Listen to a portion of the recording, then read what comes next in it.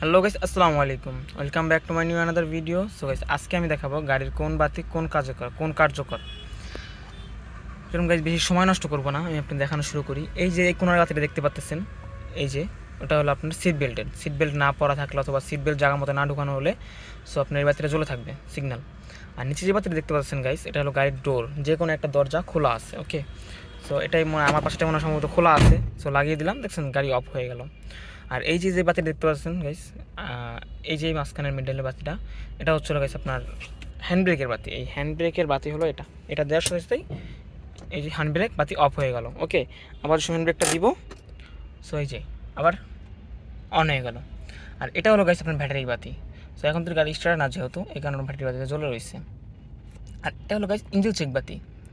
এই যে সবুজ কালার যেটা দেখতে পাচ্ছেন, এটা হলো ইঞ্জিন চেক বাতি।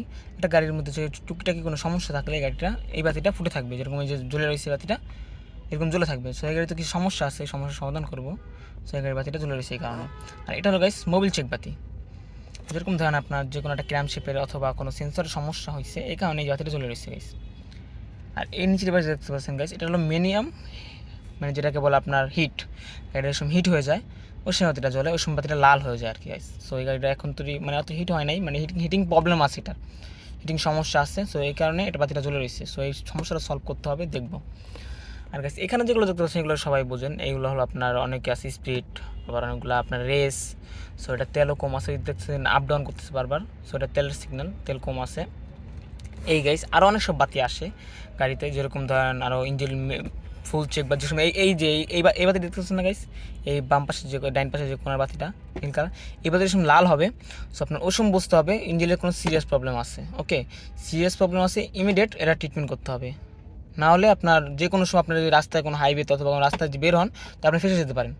সো এই কারণে আপনার এই জিনিস সবসময় খেয়াল রাখতে হবে, এটা যেন লাল না হয়। আর এই যে এই অবস্থা থাকতে আপনার এটার চিকিৎসা করে নেওয়া অথবা যে কাজ করে নেওয়া, যেটাকে বলি আর ডাক্তারি ভাষায় চিকিৎসা বলি, সো এই কাজটা করে নেওয়া উত্তম।